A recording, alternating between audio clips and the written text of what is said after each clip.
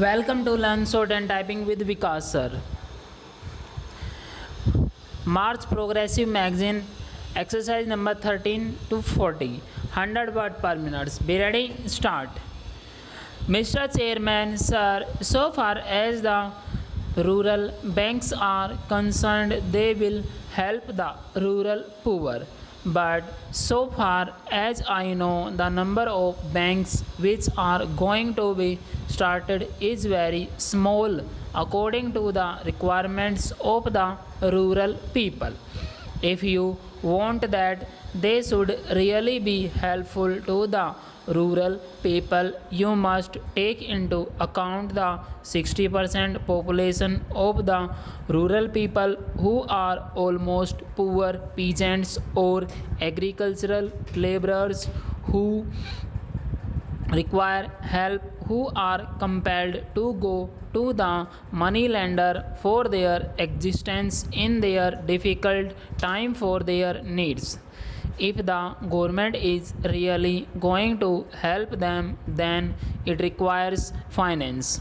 Those families as a whole in India will number a minimum of 6 crores. If you are to help them by giving at least rupees 100 or rupees 200 as loan per year for productive purpose, it will come to rupees 600 or 1200 crores per year.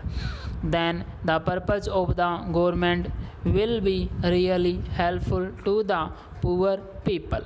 The question is, if you want to give loans to these persons and want to free them from the clutches of the money lender or the big traders, then you must create a condition so that these poor persons, may be agricultural laborers, may be poor peasants, will be able to utilize the money taken from the bank in a productive way, have some surplus, help his family and give back the loan taken from bank. In this way, the bank will be working properly, not getting liquidated. That condition must be created for the poor peasants and the agricultural laborers.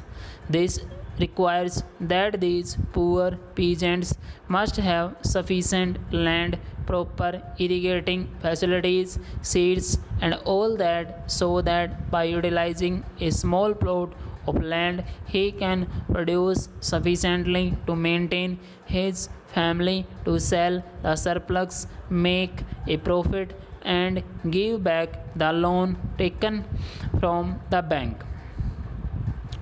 That condition must be created. That is the basic thing we must think of. How are you going to do that without having that in our mind? Our efforts will go in a blind way and will not help these poor people.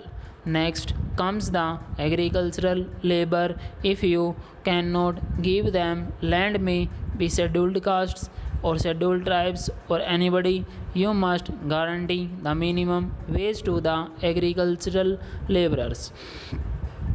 The government guarantee work to the agricultural laborers throughout the year, or at least the rural industries should be developed so that they can get employment in the rural areas during off time when no harvesting or sowing is going on. You must arrange the labor power to be utilized in developing, irrigating, and other things or some rural industries so that they can employ labor. Then only the agricultural laborer taking loan from the bank can help this family, and the bank will be really helpful.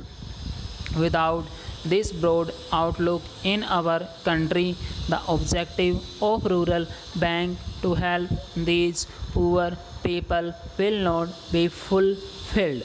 I want that the minister should have some such outlook so that it can really help the rural people. For this, a radical land reform is required in the rural areas.